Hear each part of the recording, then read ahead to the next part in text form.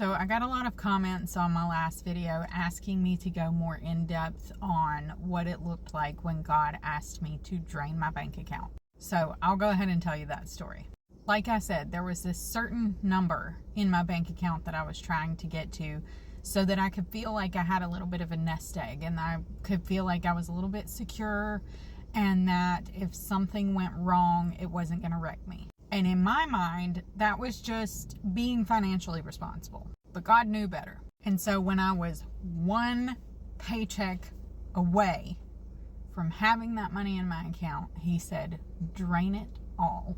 And when I asked him why, he said, are you going to depend on your money or are you going to depend on me? He said, I want to teach you how to depend on me so that no matter what amount is in your bank account, you feel secure. And it was so hard to do. It was so hard to give that up, but I knew I had to because I have a fear of missing out. So I knew that if I didn't do it, I would always wonder. And at first I was thinking that like maybe there would be, a ministry or a person that said they needed the exact amount that I had in my bank account and I would just write one big fat check. But that's not how it happened. And when I asked God, like, I don't understand who am I supposed to give it to? Where's it supposed to go?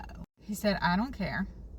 I don't care who you give it to. I don't care what you spend it on. I just don't want it to have a hold on you anymore. So over the next month or so, I spent time just looking for opportunities to give. And when you look for opportunities to give, you'll find them.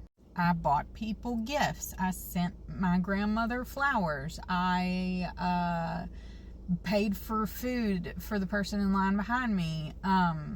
Gave to ministries. Gave to extra to church. I mean, just any way that I could get rid of the money as quickly as I could before I changed my mind. That was what I did. And I got down to nothing. Then came the hard part, because the next probably 2 months after that was the hardest. I had more than one panic attack during that time because I would open my refrigerator and I would see bare shelves and I would just cry because I didn't know if my kids were going to have enough food. And it wasn't like we couldn't afford to go to the grocery store, but it was just that my husband and I had an agreed upon budget, and I told him, don't give me any more. I'm trying to learn a lesson. I was intentionally restricting myself so that I could learn to depend on God. And what I found was I always had just enough.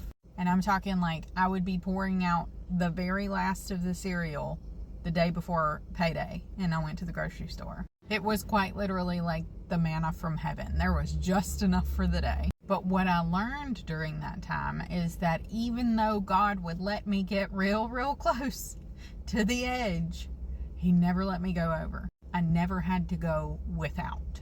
So fast forward to the beginning of this year, and God told me, this year I'm going to provide for you, not your husband. And I'm a stay-at-home mom, so my husband's income is the only income we live off of. So when he said that, I did not understand what it meant until a couple of months ago.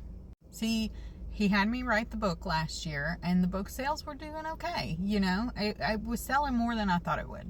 But then he told me to get on TikTok Shop, and again, it was doing okay. I was selling a few here and there. It wasn't anything spectacular, but I was being faithful and obedient. And then all of a sudden, the floodgates opened. And I want to point out that before this point, for a solid year, my TikTok account had not grown at all.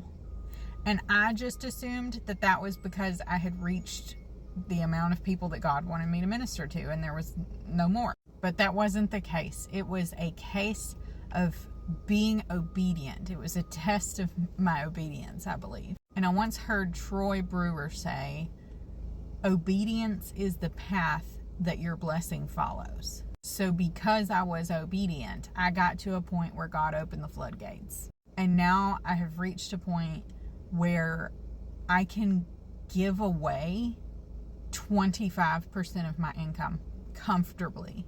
I used to never be able to give into things because I only had enough to survive on.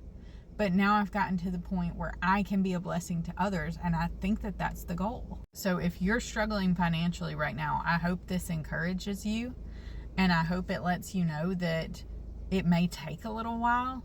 For me, it was about 2 years since that point where he asked me to drain my bank account. It was about 2 years of waiting for the blessing to come, but it came, and boy, was it worth the wait. But if you're struggling with knowing what God wants you to do, I would highly encourage you to just pursue a deeper relationship with him. And I have so many videos on my page about this, about helping you get one step closer to him. So feel free to follow along there.